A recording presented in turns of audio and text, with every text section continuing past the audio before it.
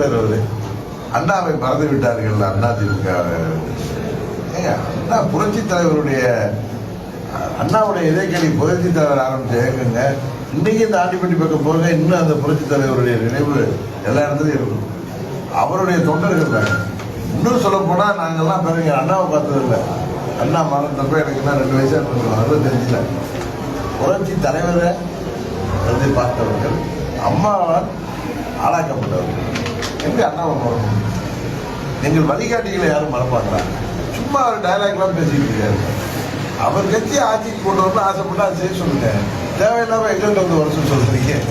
அப்புறம் நாங்களாம் வெகுட்டே இருந்தோம்னா தப்பா போயிடும். இதுவரை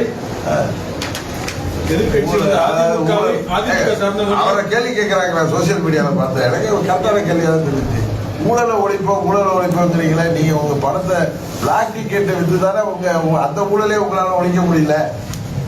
100 ரூபா 150 ரூபாய் டிக்கெட் 1000 2000 ரூபாய்க்கு விற்கிறானா? அதை கூட உங்களால ஒழிக்க முடியல. நீங்க என்ன நாட்டு ஊழல்? முதல்ல வெளியில வாங்க சார்.